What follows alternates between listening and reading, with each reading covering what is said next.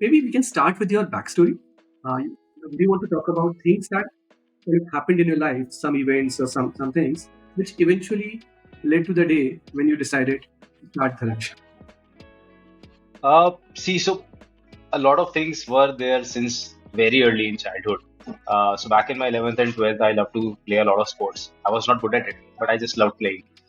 So what happened was that in 11th, I developed some sort of allergies, wherein my doctor said that I cannot no longer play sports, at least during the winter time. That's when the pollution is very high, because I was breathing way more pollutants and my skin was sensitive. And I felt like ये क्या reason हुआ sports छोड़ने का? Like parents, if because of parental pressure I have to drop it, if because of education pressure I have to drop it, that's a common story. But I have to drop it because of the quality of air. I felt very agitated at that moment. कि And this This was should when not. the air was This not. was 11th standard. Which was which year? 11th. No, This would be 2009, 2010. okay, we're still in good times relative to where We we were are. still better times, yeah, but things were getting worse slowly and Yeah. steadily. That was one. So again, that left a dent that this should not be the Reminds reason me of for. that, when I was a kid, this was my first encounter, maybe like you. There's this India-Australia test match which probably got called off for something. It was supposed to happen in Oh Delhi. yes, Of oh yes, air pollution, and yes, yes. then That it was was, like 4 or 5 years ago, I guess. no, many years It back. was I was a it kid was then. India Sri Lanka that got that So was that was severely different. affected. Yeah, that was in these times. Even the World Cup, you were talking about those things, right?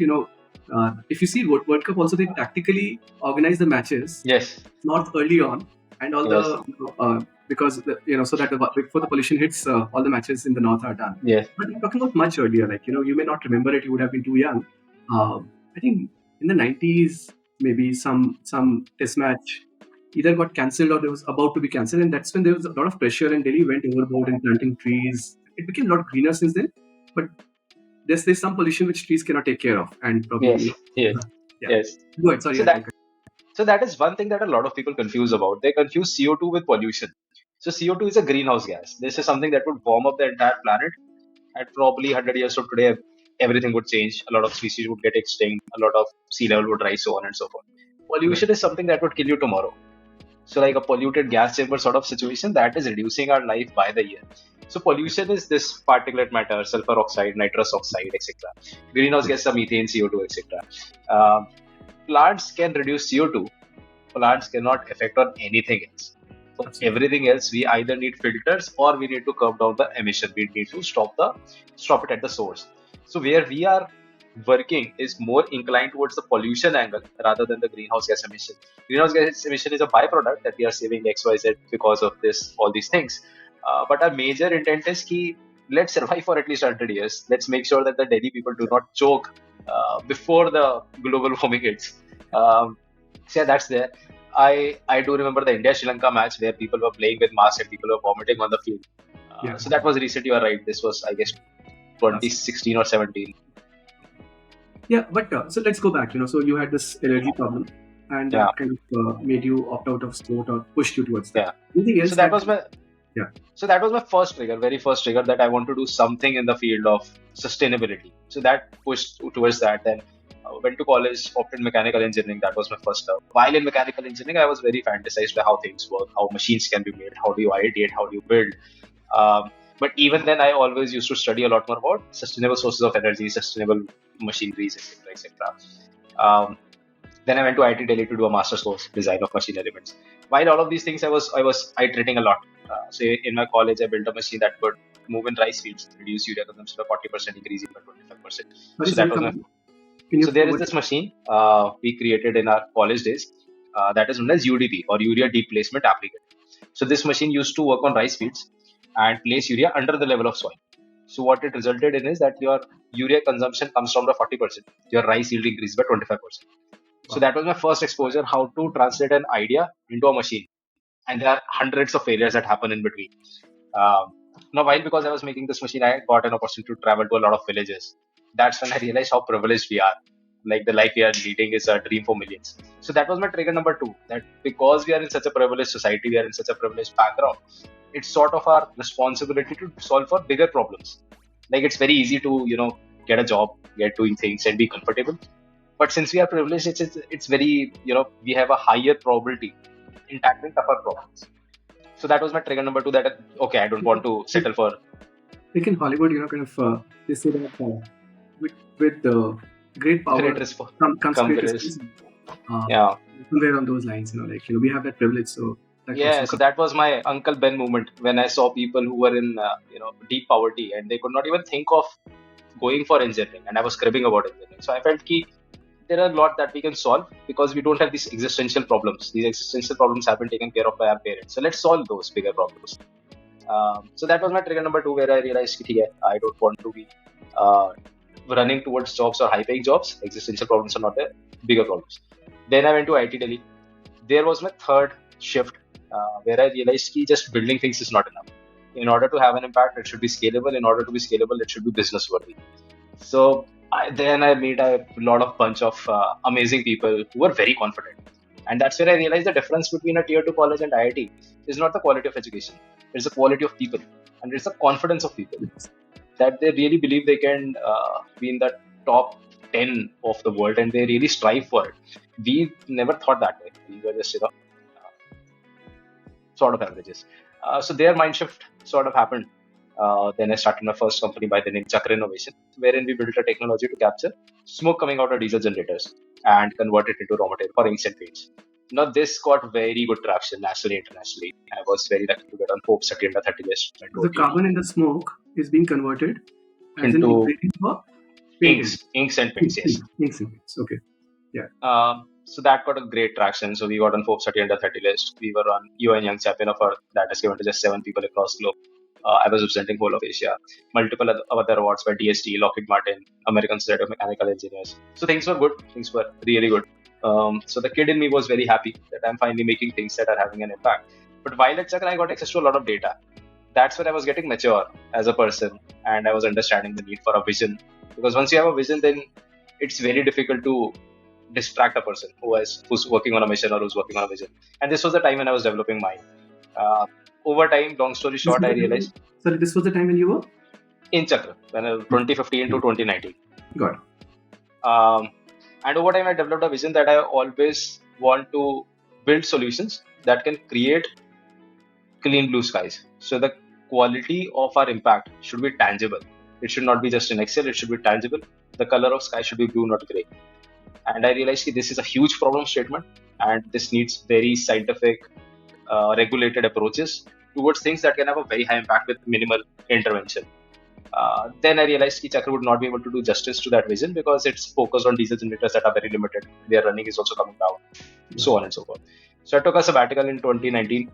Uh, Understood various reasons. Zero down. Stubble waste burning is the worst form of pollution. It hits us hard. It hurts us very bad. Um, and there we are not even using the energy for any useful purpose. It's all being just for waste disposal. And I felt that this is very bad, and we need to address this problem. So in 2020, I started Dharaksha with the objective of building alternate materials out of this material. And with the learnings from Chakra, I always knew that whatever material we are building needs to be a must-have, not just a good to have. How to build businesses around it. What are the levers for growth? So with those learnings, with this vision, started Dharaksha in 2020. A lot of things went south because of COVID. We were so close to being shut because of lack of funding later on, but somehow we survived. Right now, where we are, we have a factory. You visited us. We have a factory of 16,000 square feet, making almost 20,000 pieces a month. We've got the product market fit. We've got the traction from the customers. Now we are seeking automation to increase our throughput and capacity. So I understood your journey towards air pollution and where stubble is a key starting point. But why fungus? Where did you kind of Hmm. got, this, at least in this story it wasn't there. So how did you discover mushrooms and their roots? So actually, I was not very inclined towards fungus. Initially, while identifying the use cases for stubble, I started off with the basic things: the bio-CNG, biohydrogen, methane, other sources. Can we make briquettes out of it? The very mechanical things, and none of them had financial sense. So this is my learning from past for almost 2 years of groundwork. Is what I realized is till the time we are burning this material as fuel, it would not make financial sense. If it does not make financial sense, it would not scale. If it doesn't scale, there would be no impact. So there had to be a value addition so that you could cater a lot of material, you could cater to a lot of transportation costs, etc. In order for value addition, the first things as a very naive person, we said that we'll put up a mushroom plant wherein we'll grow mushrooms, we'll sell them to Europe and US and make money in the process and consume the material. We put up a mushroom plant in a place called Manglo in Delhi. That was a disaster. So the reason it was a disaster is that these mushrooms also develop diseases, and once there's a disease, the entire material needs to be discarded. So your entire lot would go for a toss. So then we were But thinking, ki there can also connection between stubble and mushroom. So you were kind of into mushroom farming, but how did it connect with stubble? That we linkage. were using the paddy straw as the growing medium for these mushrooms. But anything else could have been used. You chose it because you wanted to reduce Yes, stubble. yes. Okay. But was that the best thing to use for mushroom farming? As per common knowledge back then, no. I also went to this Directorate of Mushroom Research, DMR in Solar. Did a couple of courses in Haryana Agro to understand how to grow mushrooms.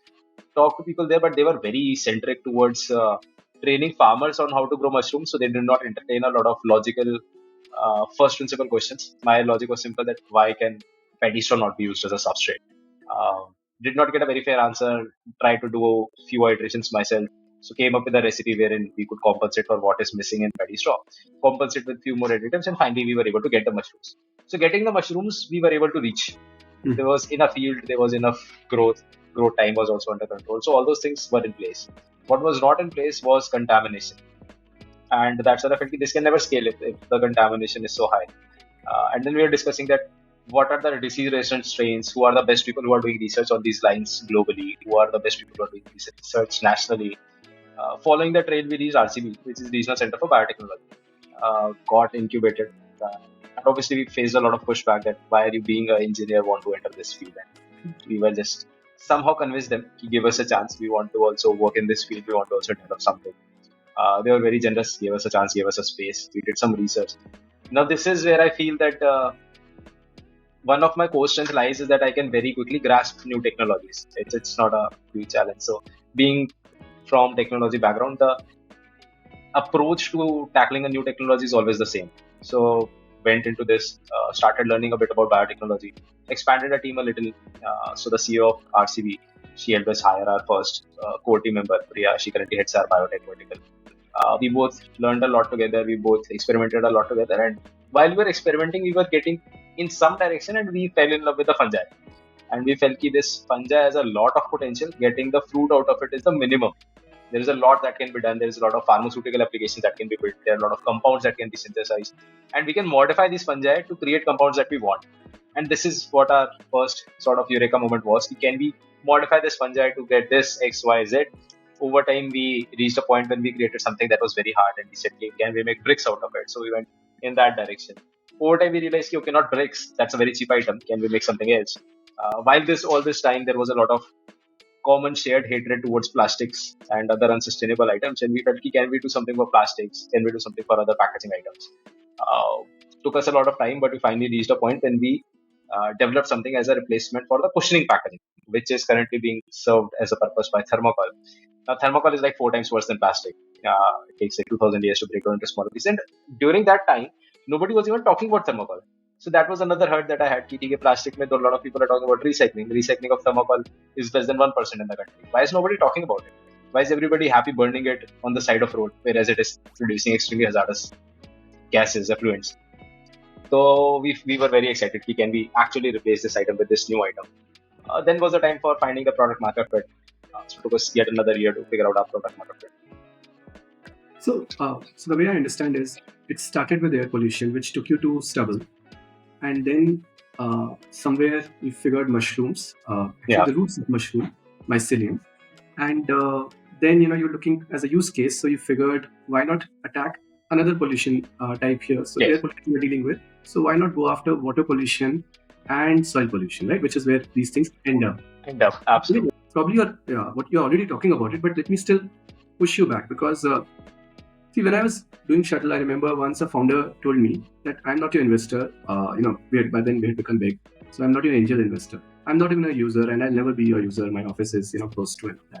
But I really want you to succeed because you're solving a real problem, and somewhere the traffic congestion, pollution at some level, kind of very very not talking at your level, but somewhere. So I can relate to that a little bit, but kind of you get good wishes through this. Everyone want you to succeed. Yes. You get some PR, you may get some awards, and we got a lot of them. But at the end of the day, business, even if you're doing something good for humanity, humanity is organized around capitalism. So it Correct. has to make money. Correct. Now, where my understanding is that your alternative to thermocol is more expensive than thermocol. So, maybe gourmet jar may kind of say that, okay, I'll use it because the name suggests their clientele is, their customer base is more metro and more aware. So they may want to position themselves as someone who is more sustainable and at least thinks about the environment. Uh, but, that's not all the market. And gourmet jar is still a good market for themselves, but you are only doing packaging material for them. So question number one is, you're cheaper. You're not cheaper than thermocol. So how does that work? And how do you grab a bigger share of that market still? So absolutely right. We are not cheaper, but we are not cheaper today. That's where automation comes into picture. So, we have to de-risk whenever we are building a new thing in 2 or 3 steps, right? We cannot de-risk everything in one go, right? So first de-risking was, can it really be made, right? It was a very tough question that we did. Second question was, do people really want it? And do people really want to pay for it? So that's what we did in last 1 year. We found our niche customers. We found our people who we were able to make value proposition. We were able to explain that this will completely stop your breakage. This will reduce your box size. So whatever you pay extra on the thermocol price, you save on the logistics price, so on and so forth. Explain Right? that a bit. How do you save on logistics cost? So since our material has got 20% higher compressive strength than thermocol and higher cushioning capabilities than thermocol, we can package the same material in a safe fashion in a smaller box. So the wall thickness of our material will be smaller and our box will be smaller. So if the box is smaller, you would be saving on the logistic price because the last mile logistics is all volumetric, Yeah, and that is the biggest chunk. but you would be heavier than thermocol, right? Your alternative. That doesn't matter because everything is being transported volumetrically. Until unless you are transporting very heavy items like things made out of, let's say, steel or aluminum or things like that. But either ways, so if you're transporting, let's say, a heavy machinery, then weight makes sense. But there you do not need thermocol for cushioning, Yeah, absolutely. right? So all those locations where you need foams as a category for cushioning, they are all being transported volumetrically. So there was this learning that we can make sense. Then the third go no go that needs to be there is, can it be scaled immensely? And once it scales, how much money can be there? Now, this is what would happen in the next 1.5 year, where we grow our systems, where we put in efficiencies into place, where we put automation into place, where we cut down our costs, and that's where the bulk of market lies. Now, a classic example for this is Tesla. So initially they did not care about costing because they had to validate the technology. So they built Roadster. That was like very crazy cost. They sold to, let's say, hardly 100 customers. Then was the second layer where they are currently, the biggest of their market is rich people who would have otherwise gone for a Mercedes, right? Later they have plans that they will someday launch a very price competitive product that would be at scale, that would be at par and cost, that would be immensely scalable. So reaching that position wherein you have enough technology and enough scale and enough economies of scale to make it cost competitive, it's a journey. So you have to survive that journey, right? And hence, first you always depend on your early niche customers, which we have found for us, like the government just you're talking about. There are a few more customers. Now we would be putting in automation, so our cost will come down significantly, and we have a few customer base over there. The final level of impact, where everything would change and where we start seeing a tangible change in the quality of air, would happen at the bulk market. Bulk market is price sensitive. We would reach there. So plan is there. There are variables, there are data points as to how we can reach there. It's about execution, and while executing, we obviously need early adopters. So, but just double checking. See, what is happening is, your bomb is nothing. Like you're buying Yes, something people are anyway burning. They don't put a price yes, to it. There may be some yes. cost in collecting and aggregating it and Transportation. transportation and all, but that cannot be significant, is what my understanding is. Yes, Then you're using mushrooms. So these mushrooms and this mycelium that you're using very little of it, and it grows. yes, So that yes. also is not costly. So why should I understand you don't have economies of scale today, but even then, why should the cost be higher than thermocol? And thermocol, I understand, is running on economies of scale, but your bomb is nothing. Yes. So where is the cost going? Why is it still expensive or more expensive than thermocol? Because right now I do not have right machineries to do these applications. Everything is being done manually. If you are doing things manually, your manpower cost is very high. So currently I'm very close to handicraft industry rather than a product industry, right? And hence I'm very pricey. So imagine even the simplest case, let's say Borosil. If Borosil decides that they would make every cup manually, they would be probably 10 times higher in cost to what they are today, right? It's the mechanization, it's the automation, it's the machinery, a machine that does the work of 10 people that So brings down the is there cost. anything fundamental that has to change? See, automation is a solved problem. There is, Yes, that you can, I mean, you have not solved it, but the world has solved it. So you will also yes. come. Man, but is that just that and economies of scale? Or is there something else which has to fundamentally change for your cost to go down? And when I'm saying go down, become lower than thermocol, it has to be like, it cannot be 2-3%. It has to be like visibly, lower cost. Yeah, yeah. Um, so I'll tell you the fundamental things that needed to work have been covered. So again, this I don't know when we should discuss about the IP part, but the going forward, there is very less variables that need to fundamentally work. It's all about execution. Yes, a lot of things need to be adjusted as per our application. So what I mean by adjusted is like, for example, uh, earlier we used to make rotis, right? It was a hand job, right? But somebody came up with a roti maker. Now every gurudwara, every large place that makes food in bulk, they utilize those machines. So these are food processing machines that have optimized the work of multiple people into one, right? So this is a sort of science that needs to be applied, right? Wherein we would be doing the work that is currently being done by hand to be transitioned to machines. As a direct fit, these machines don't work. So it is not something that I can buy off the shelf. So these Obviously. machines have to be adjusted. So this is a category of machines that is known as SPM, that is special purpose machine, right? So but again, you are absolutely right. This is not a fundamental thing, yeah, right? You're not reinventing the science. There were a lot of things that had to be reinvented from the scientific perspective that we have done, that have brought down our cost from being like 10 times the cost of thermocol to being 2 times the cost of thermocol. Can you To talk about 2x that? to 1. How Yeah, did it absolutely. into 2x? Absolutely. So, when you're dealing with biotechnology, the biggest variable, the biggest reason for increasing the cost is inconsistency.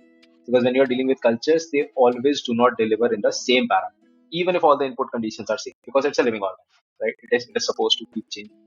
So, in order to stabilize a culture, that's a whole long journey. That's a whole long process, right? So, if your rejection rate is so when we started, our rejection rate was 90%, our success rate was 10%. So imagine what would be the cost, right? So that was level one that we had to cross. So we trained our culture in such a fashion that whatever fluctuations are there on the raw material side, it can absorb those fluctuations and still give a consistent output. Now I can never control the paddy straw, right? It would some would be coming from Haryana, some would be coming from Punjab, some would be in a certain type of soil, some would have a certain pH, so on and so forth.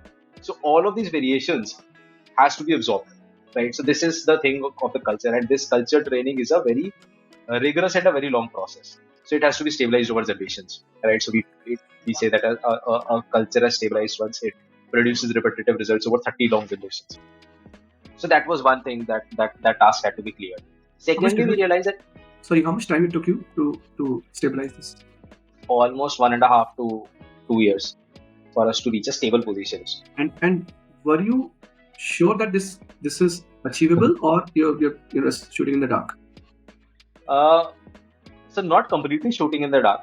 We knew that culture stability is a science, which a lot of people have worked on, but nobody had worked on this type of strain of fungal culture, right? So there was some parallel analogies that we could read, but there was no. But again, this culture is also crossed from two different cultures. So this culture, as itself, was created by us. So hence, nobody already had a prior research for the culture stability. Um, so yeah, there were analogies, there were processes on how to reach a stable point, but usually those SOPs don't work everywhere. So you have to figure out your own path. You have to navigate yourself. So that was one thing that we had to do. Just on this, you're saying that this culture was a cross of two cultures. Now, how do you know that these two cultures, when crossed and when over the 30 generations stabilized, will give you something that will replace thermocol? Because there will be so many types, So so many many. attributes, Yeah. right? So it was never, we knew which two cultures to start off with. We knew what properties do we need. So we need properties that the mycelium should be very dense. We need properties that it should be able to decompose lignin very fast, XYZ. So we made like 5, 6 properties. Then we identified this property exists in which culture. And then all cultures are not compatible. So for example, from a biology standpoint, we humans and orangutans both are apes. But you cannot cross an orangutan and a human to get a weird sort of an offspring, right? That's not possible. That's not how gametes work, right? So you need to identify out of that strain, which particular substrain would be compatible? How can we make it compatible? Can we somehow mutate them to become compatible? So it's a very deep science that we had to figure out. Uh, so we figured that out. That was our level one of confidence that okay, we've reached a higher consistency levels now. Secondly, we realized that there is a next step where biotech companies fail. So all the biotech infrastructure that has been built so far, majority of it is for pharmaceutical industry, right? So pharmaceutical industry, they can afford a lot of capex, right? So typically, what this infrastructure is that this is very pure A. This requires a lot of capex, and the yield is very less. But in pharmaceutical industry, each of this compound in very less yield is priced very high. So they can make sense out of that capital. They can still make that business model work. We cannot copy those infrastructure right away because we are dealing with voluminous items and we are dealing with cheap products, right? And you want it to be voluminous because otherwise you'll not be able to reduce stubble. If you're doing Correct. pharma, you will not. Correct. We would not be able to reduce double A. And if all our science is not volume centric, this product does not fit. This product cannot scale. Even if the culture is right, this product cannot scale. And obviously, when we are building business model, we also have to put in place the cost of capital, right? Because that's what translates from EBITDA to PAT. You may have a positive EBITDA, you may still have a negative PAT, right? So we knew that this needs to be re-engineered. So a lot of people say, why are you re-engineering the wheel? It's not re-engineering the wheel, it's finding a right wheel. So you cannot put a jet engine's wheel onto a cycle and then say, oh, this cycle costs 100 times more, but this is good, right? You have to find the bicycle wheel for its application. So we had to develop our own fermenters. So just to give you a number, the fermenters, when we entered the space, were like 15 lakhs for 15 liter. We are making a 200 liter fermenter, which would have otherwise crossed 1 crore plus in 2 lakh rupees, right? That's how our economy started working. So that was our step two. Then we realized okay, this culture we are growing. Uh, the nutrient media that is there, the lab grade nutrient media for growing cultures, it's very costly. It's 4,000 rupees a kg. We cannot do that, right? So we have to figure out our own nutrient media. Now this is another huge science. Just to give you an example, like you would have seen glucon D, right? So it's a glucose molecule, and there is a mirror image, right? So one is called a D and one is called something else. D is something that we can digest. The other one we cannot digest. It's the same compound, just a mirror image, right? So that's how complicated the biology is, right? You think that this culture can digest, let's say, compound X, a different version of the same compound this culture cannot digest, right? So you have to figure out the exact nutrient media that this culture would be able to digest, grow very fast. So we created our own nutrient media. We are calling it Somras. Now this Somras is like steroids for this culture. It grows very, very fast. So and this Somras cost us 96% less than the nutrient media. So that was the point where we felt कि यार छोड़ो ये business, ये Somras ही बेचते हैं, ये बहुत बड़ा market हो जाएगा, यही पैसा बन जाएगा. But nonetheless, that's where the importance of vision is, which I talked during the start of my conversation. Had there been no vision, we would have probably just been selling the Somras part. But we realized that this is just one step to the journey. Then we created yet another process with which we've been able to reduce the quantity of the pure culture, which is technically called as inoculum. We require 20 times less, not just 20%. So earlier we required, let's say, 600 ml of pure inoculum. Now we require less than 25 ml. So now one is that our culture can be made with cheaper raw material. Then we require 20 times less of this raw material. Plus making this culture, the capex part is 96% lesser. So these were 2x, 3x, 2x, 3x on top of each other. That's how we reached this point. Now it's easier to kind of get it down to. So is it a fair statement that somewhere in future your thermocol alternative would be cheaper than thermocol? Absolutely. So now it's all about economies of scale, and this is a science that we can learn from a lot of people. So getting people from Amazon, Flipkart, who optimize the supply chain problems, who optimize the storage problems, who optimize the stacking problems. Because now these are the bigger levers. Earlier the biotech was the biggest lever. Now that has come down to minuscule levels. These are the biggest levers now. So this is again very much solvable. A lot of people have cracked those sciences. See, one is okay, I get that. So here we talk about cost, and at some point you can only take it down beyond a point. It becomes diminishing margin. Very difficult, yeah. So, but the profits are also function of how much can you charge, and what you're building. This new material that you're building is competing with a commodity, and that commodity has scaled, has been hundreds of years it has been there, right? So now its cost may not come down, but it is a commodity. Nobody pays anything for it. A company which is replacing a commodity will have a big share of that commodity market if you do well, but it is still a commodity business. It is not While you're doing a lot of IPs and all those things are involved here, but what you're building is a commodity. Uh, at least for the user, it is commodity. Uh, for your user. So Tetra Pak, it's packaging. It's like it's not even the core product. It is packaging material. And other than Tetra Pak, which fundamentally change the nature of the items it is being kept in it. It increases shelf life, which fundamentally change the SKU actually. And they are a giant company. I don't know of any big company which is a packaging material company. So I don't know, where it will. I don't know the reasons, but time and again those things are there. So it's see what has happened. Like it's like so much of science and expertise and innovation has gone into building something which is replacing thermocol, and there is a big cause behind it. All that is fine, but as we talked about in a capitalist world, the market is not paying for thermocol also. So, any thoughts, and then maybe I have some follow-on questions on that. Yeah. So that's where, materials is a differentiator. So if you see from the pure point packaging lens, right, then you are right that it might not make sense. You start seeing it from a material sense, that's when you start seeing that there are companies who build monopolies just because they were early with the material. So you yourself set the example of Tetra Pak. So Tetra Pak, that material did not get democratized for a fairly long time. Then they built a brand on it. And again, this was a direct to consumer business as well, where you are dealing with safety, food safety, etc. They played those strategies very well, right? Tetra Pak is not very difficult to make. Yet there is not another Tetra Pak company, right? That science is not democratized. There are 6 layers. You and I both know it. We also can get those machines from China. We can also get a brand. Nobody has been able to, right? That's where that edge with the new material puts into picture. So, for example, another example, packaging has been an age-old business, right? The day somebody came up with a new compound, let's say polyurethane, puff, or any other thing, right? So even today, the biggest share for polyurethane is held by Covestro, which is the largest chemicals company, right?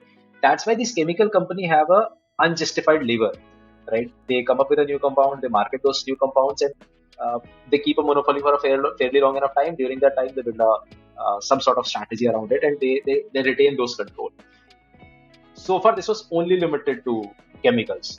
With the past 5 years, this is also developing in the biotech sector, wherein we are developing new materials, the biomaterials, right? So you're absolutely right with the point that if you see it from a pure point thing, that is it a thermocol replacement? Nobody's willing to pay. But as you said, our CBO margins are very high. If you are able to bring it down to thermocol, maintain a profit margins of 20-25% EBITDA, we would be immensely profitable, which is theoretically possible. That you sell at par with thermocol or slightly lesser, still make a 20-25% EBITDA, that is possible. If we are able to do that, we are able to replace thermocol and hold on to that lead for long enough. That would be enough for us to make enough money. So that is point number one. That if you are just optimizing the use case of an existing material, you will never have a monopoly, because that is something that an application can be very easily bypassed or done by someone else. But when you're dealing with a new material, that's when it gives you an edge. Tetra Pak increased the shelf life, but so did vacuum sealing, right? But vacuum sealing, there was no new material. It was just a size that you take the air out, and then the shelf life is also increased. It has completely democratized. Every Tom, Dick, and Harry is making a vacuum sealing machine, a vacuum sealing polymer, and things like that. So I guess that's where things So I can don't. change. So the examples you're talking about, not the Tetra Pak, but the others. Uh, so I don't know what were they being used for. What were they competing with? Like you are still competing with thermocol, and I'll push that argument a little further. Because it is a commodity, you're not competing with thermocol. You're competing with thermocol, which is locally produced. So Mm-hmm. nobody is procuring thermocol from like 10,000 miles. It is Yes, within if you are maybe I don't know 100 kilometers radius, someone would be, because it's a like yeah, commodity. That's the definition of a correct, commodity. Right? correct. So your material has to go to Chennai, it has to go to Bengal, it has to go to everywhere. How will you kind of compete with that at some level? Or you're just bringing the cost so down that logistics also is accounted for? I don't know if that is how you're thinking. So see, you also understand that somewhere we would need a deeper distribution network. So how we thought of the distribution network is sort of a franchising model. So what we do is we keep control over the backend. So what is backend? We take the stubble waste or any locally available agriculture residue. We add our mycelium onto it with all these IPs that we talked about. We make a generic bag, right? This bag has mycelium grown all over.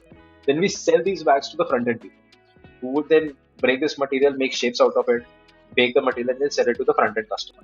So my final finished good logistic is far higher than my raw material logistic, because raw material I can just stack things one over the other.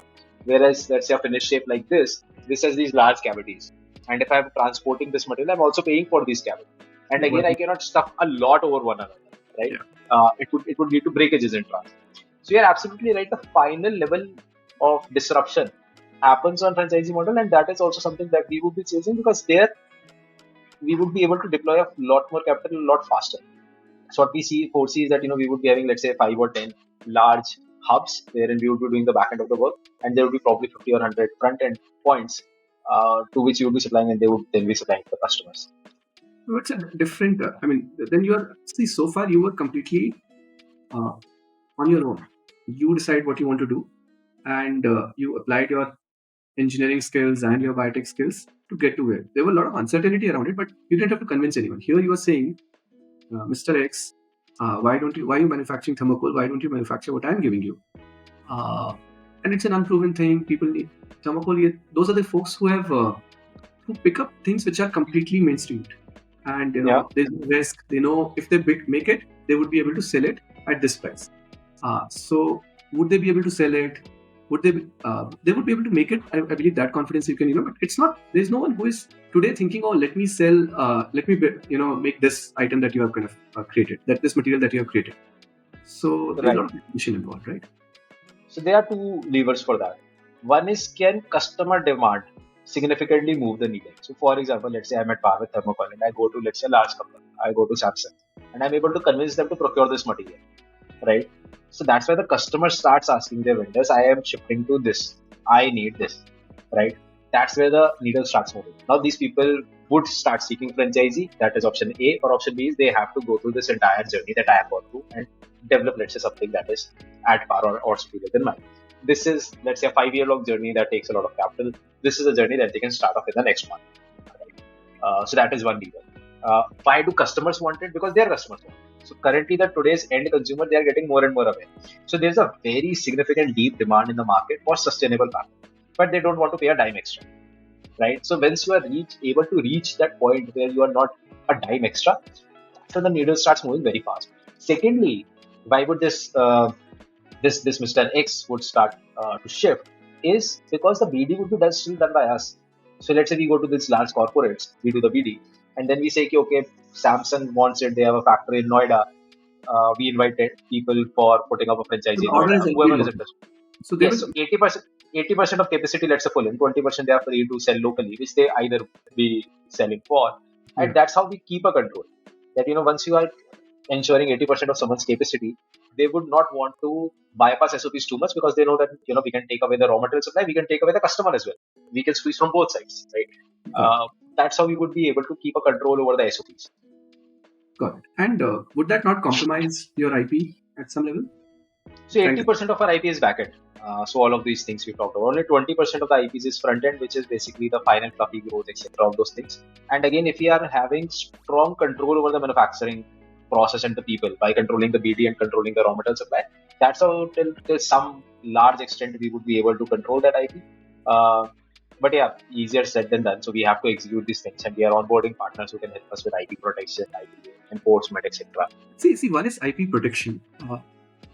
Like Coke still protects its IP, but that didn't stop Pepsi from reverse engineering it and Thumbs Up from reverse engineering it, and one bunch of others would have done it in different countries.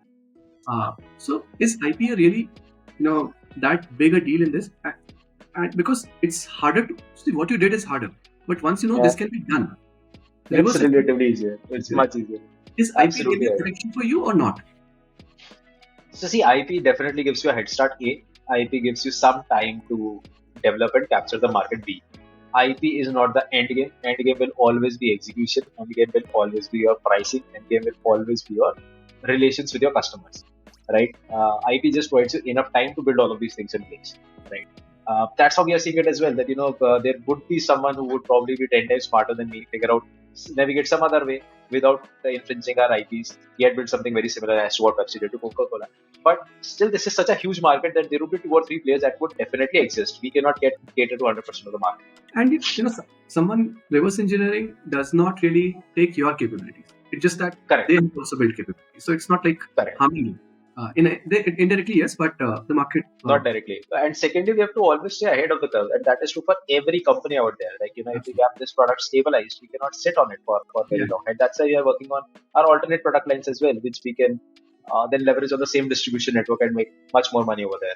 We'll talk about other materials in a bit, but talking about IP, is there anything more you can talk about IP without really exposing your IP? So there is so 3 or 4 things I've already talked about. One is my culture, which is named Yudhishthir. Then there is this new media, which we call Somras. Then there is this process of reducing this culture requirement, which we are calling as Somras. Then we have our own simplified, cheaper, more effective fermenter. So these are four of our core IPs. Then there is one IP that is in the front end. So what happens is once you've made the mycelium, right, it is still very raw. The finish is still not there. So what we were able to do was we were able to build a box where we identified what are the growth hormones that are secreted by this mycelium. Then we created a special type of filter which takes out the CO2 in real time, but makes sure that this hormone doesn't come out. So in that closed box, this hormone concentration increases. Now this tricks mycelium into thinking that it's mating season and it starts growing explosively. That's how we get this finish. So you see this surface finish, this velvety texture, this complete coverage. This would not be possible without that final level of IP, right? Then it would be very crude and very raw. If Yeah, it's very crude and we saw the US company finish, that hemp company that you were talking yeah, about. Ecovative, right? Yeah, So, Ecovative has been in the business for past 10 years, right? So there, and that's where I define that usually innovation is not only a function of time and money. Yes, these are the very important factors, but these are not the only factors. Many a times innovation happens out of hunger and desperation to solve the problem. basically, Probably that's why my 11th standard trigger and that dent builds that hunger, builds that desperation to solve these problems. So yes, even they don't have all these 5 technologies that I'm talking about. That's what is our ID over them. So yeah, that's where we stand, and we have a clear pathway on to how to keep further developing these IPs, how to keep making this product more strong, more robust, more practical, and more acceptable in the market. just on the other side, like the way I've understood it so far is that you start with stubble, you use mycelium to it, and you are somewhere through your iterations able to configure the properties or the attributes of your end product. If it needs cushioning, you're able to kind of bring that density into it, or that binding power. And that's how you could build thermocol. And my understanding and a little bit, what I understood from you is that that binding power is a key part, and you can configure that. And now you're using that to manufacture to come up with another material, which is what you're calling biowood. And at some level, I understand it's denser, thicker, stronger. But a harder thermocol is not wood. Wood is so many other things. Yes. It has to have texture. It has to have malleability. It can be modeled. And I know you're not competing with wood. You're competing with MDF or engineered wood. So where are you in that journey? And how will you? I thought the binding thing is that dimension. I can understand. You can, like that post-it example that they were looking for a stronger glue and they came up with a close glue, which was a failed experiment. And said, let's make post-it out of it. So Yes. probably on that dimension, I understand that you have that configurability, or hopefully you have that configurability. But on any other dimension, like texture, these are very different things. So tomorrow, a carpenter or a workshop should be able to kind of use your product to build a cupboard, as opposed to, let's say, MDF. How will that's a long journey, or you think we are somewhere close to hitting that? Right. So you're absolutely right. Wood has 100 different parameters, and that's why we chose MDF board. MDF board has, let's say, 90. Flammability, sunlight, water resistance. I don't know, tons of things, right?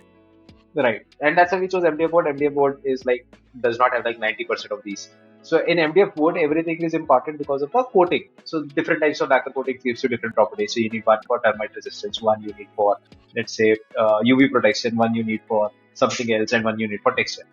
So we would be copying the same post treatment process or the post coatings for the final properties. The only advantage that we have here is that while making MDF board, 80% of the cost is cost of the resin that is used to binding the material together. For us, the cost is zero. We are just putting a mycelium, it is multiplying itself. So there we are playing with two arbitrage. One is the arbitrage that we do not need this resin. That resin is made out of formalin, that is carcinogenic, etc., etc. That can be used as putting the product out there and product positioning wise, right? But we would be 30% cheaper. So that is point number one, arbitrage number one. Arbitrage number two is that when you're putting an MDF board plant, you need a huge capex, like 500 crore capex, 700 crore capex, 1000 crore capex. That's when it can be made at that scale. With our technology, this can be made at as low as 25 crores, 50 crores of capex, right? So that's how you can have a bit deeper distribution. Right now, you do not need a 1000 crore single plant and then pay all the way for transportation. You can have distributed plants, and that's what we would be leveraging with the distribution we built from our packaging product. Right, these the front end people that we would be building. The same people can do this MDF board work as well down the line once we've launched this. So these would be, let's say, bag A makes packaging, bag B makes MDF board. Now, once MDF board has a deeper penetration, that's where bulk of the market lies. That's where we have our right to win, because A, it's 30% cheaper, B, it's much more readily available. So as on today, where are you on this? And do you already know it is 30% cheap? It is already 30% cheaper, or you will get to that stage? Can you just talk about that? As of today, we are 30% cheaper. So MDF board is priced on per cubic feet basis. We are also priced on per cubic feet basis. Our price is 450 rupees a cubic feet. At your current MDF board economics, without at our auto- current economic, without auto. MDF would be X factory somewhere around 600 to 700. Landing cost is close to 800, 900 rupees. got it.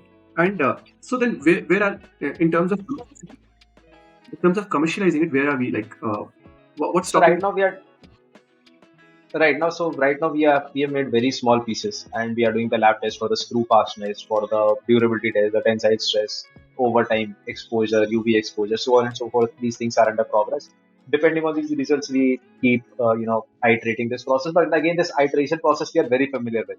We know our fungi in and out. We know a lot of things that were developed for packaging that can be leveraged here. Uh, right now, there's a lot of input that needs to go in terms of the infrastructure, both for packaging and both for this. So, right now we could not afford very large dies, very large molds. So, a lot of capital would go in. Probably in 8 or 9 months, we would be ready to launch this product. And again, this depends a lot on the understanding of the market. What would be the strategic players you would like to partner with, what would be the strategic locations we want to start off with. So all this homework would be done in next 8 9 months. A lot of maturity would be done for the lab certifications, bigger dies, bigger spaces, bigger shapes, etc. And that's when we would know, when is the perfect time to launch it.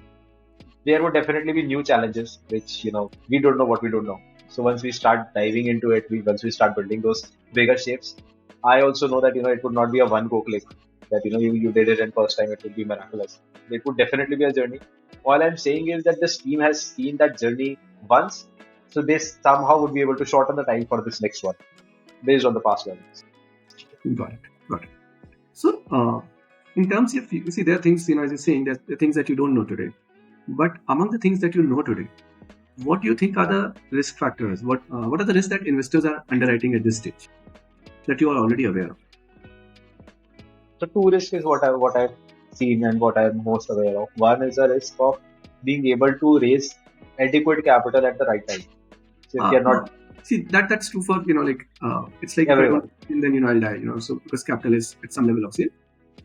But from your category, from what you're doing, from that, like, just to kind of like we talked about IP, and at some point it feels like IP, getting compromised is, but most companies don't even have IP. So and you can even think of open sourcing IP at some point. How does it matter? Because if you're really married to that cause, then let everyone make it. What will they do with it? They will actually turn stubble, which was otherwise burnt, into packaging material, which will replace thermocol. So in some sense, you may even want to open source it or maybe charge some very little royalty or something. So that didn't turn out to be a risk, at least in my head. But when I went and I was thinking very IP company, and there are very few IP companies we come across, so it was playing on my mind. But what are the other, like this culture thing? Like, is there something that it can go on some other direction? That culture, which you have kind of created, you can lose that. That could be, and then I don't know if it can be recreated. That could be one. Or I don't know. You have to kind of, which is something. See, all other risk, we understand. As we see the risk in all businesses. Tomorrow we decide that I don't want to do this. That itself is a risk, right? But we are not talking about those. We're talking about something which is very specific to your business and which you're aware of, which is keeping you awake at night. That, oh my God, I have not fixed this. This is something I need to really, really solve. so I guess fitting to most of the applications would be one, that we know that our shelf life is like 3 years. There will be some applications that require a higher shelf life. Um Second would be probably how would we scale? I don't know. I mean, there is The things that are keeping me up at night is the execution part of things. There is no such technology per se challenge that what would happen with Panjai. Those things are fairly under control. So those are not the things that are keeping us awake. What is keeping us awake is how do we hire the right people? How do we make sure that when we are introducing this mid management people, the early people don't feel frustrated? How do we communicate things properly? How do we get the investors at the right time? How do we service to the customers who've already given us an LOI? So race against time is what I'm more worried about. That if you are, even if you have a great product, but if you are late to the market, we are late to the market. So So are I there think other companies which are doing something similar? Because that's when no. being late to the market is really a So hard. mycelium perspective, we are significantly ahead. So people are either at lab stage or at hobby stage. We are significantly ahead. What I'm more worried about is that if the customers, the companies, the likes of Samsung, starts pushing that we need an alternative now, then there are few jugaads that are happening wherein people are folding paper into some random shapes, doing origami out of it, and making some jugaad out of it. So I am not much worried about the mycelium competition. Actually, I'm Jugaad, much why should more. you be worried about it? It will someday not scale. Jugaad by definition doesn't scale. I don't know. I don't know. So we've seen some various forms of very crude jugaads which the likes of Havels have been trying, where they were fitting something in weird shapes of paper, etc. So I'm more worried about the indirect competition than the direct But then competition. Biowood, uh, I Yes, think what I like Biowood more than packaging. While you have the kind of packaging. done a good job defending the packaging material, but see, Biowood is central. It is like it is what I'm buying.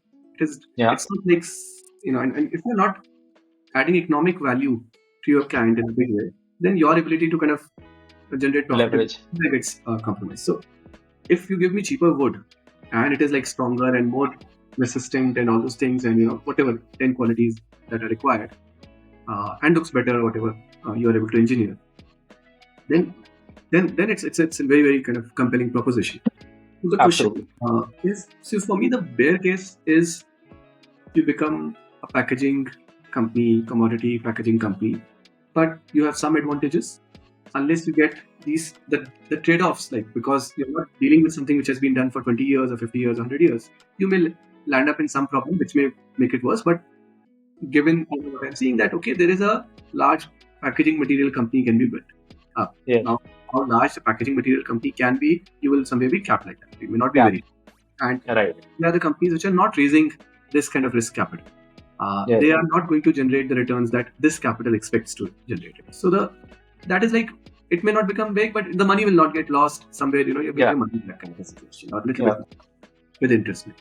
But the real reason why anyone would want to kind of come and partner with you is that Yes. that packaging material, my understanding is completely wrong, and you just surprise us, or this bio would kind of that's a bull case in my mind. So Absolutely. big risk in bio wood, then maybe that is what uh, where I In am. biowood. Yeah. Hmm. That you will not get corner the market because it's acceptance at another level. Packaging material, It's acceptance at other level. packaging It's material, also export worthy. Packaging is very less export worthy. Biowood is a lot more export worthy that is because high, right? Packaging material, all you do with it is you throw it. Hmm. Bio wood is going to be with me. I need to interact with it on a daily basis. What if the nails Right. start coming off after 2 years? I don't know. Kind of how do you kind of Yes. So that is a risk which that's why we require a little bit more time on perfecting the product, and that's why these testings that I already told you about. So there is this screw fastness test, which is a standard. So you put in a screw and you start applying force, and you see at what force did it come out with the material onto which it was holding, right? So these are various tests that are already there. There might be some property that becomes a bottleneck that you are not able to figure out a way on how to improve that particular property. So in Biowood, there are a lot more R&D challenges that are there. Market-wise, it's far more acceptable. Packaging market problems are bigger than the R&D challenges.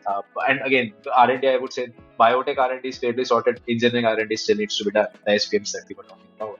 There might still be some challenges that there is some part of the manufacturing that you are not able to develop an SPM. Although that's highly unlikely. I would be really surprised that nobody in the industry would be able to make SPM for us. That should not be the case. But still, if you ask me, is there a probability? Yes, the probability is definitely not zero. There is some probability. Why would there is a lot more things that we would develop, that we would do the iteration? What I'm saying is confidently 8 months, maybe it takes longer, maybe it takes 12 months, maybe it takes 16 months, maybe it takes 18 months to reach there. So yes, there are some risks. There are greater risks than the packaging. So packaging is far more ready. for adoption. Biowood still needs work. So yeah. Got it. And is there a possibility of a third? Like we talked about, like there are already three. There's just two packaging materials you have. Like I'm using, that plastic alternative Thin also film. packaging, thin film, and then there's this MDF alternative. Uh, is there anything else that you have in mind, or you want to, kind of even, because at the end of the day, what you're doing is putting stubble and mycelium together and No. configuring the attributes of the output, right? So, is there something else that you think is a higher price, more valuable product that can be built, a material that can be built using the same approach? I mean, there are a lot of applications if we start going into the nutraceutical line or the pharmaceutical line, because a lot of attributes can be engineered into fungi into creating compounds that are useful. Although we have not done that a lot in the past, but again, our understanding has evolved very significantly in the past. Now we know a lot more that we did not like 3 years ago or 4 years ago. Uh, so that can become a very possible turn for us, that we start up a line of nutraceuticals or pharmaceutical compounds that have far more bottom line. And if we are able to reach that, that gives me a lot more freedom to take more aggressive bets in the market, to aggressively position the product in the market. um, those things are on thought processes, but those things we've not dedicated a significant bandwidth towards. But see, ultimately, what is the vision? What we are? We are a materials company. We have to stay true to that fact that we are a materials company. We should not become a packaging company just because we love Absolutely. it so much, right? Absolutely. So that has to that checks keep happening. We keep seeing where is the maximum value that we can add in the overall ecosystem. What is the customers want? What are the customer trends happening? Can we address some of this with the understanding we have, with the infrastructure that we have, with the processes we have, with the culture that we have, with the material that we have?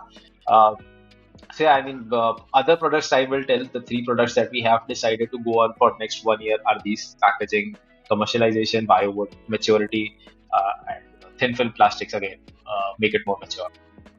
Got it. Got it. Well, this is super helpful.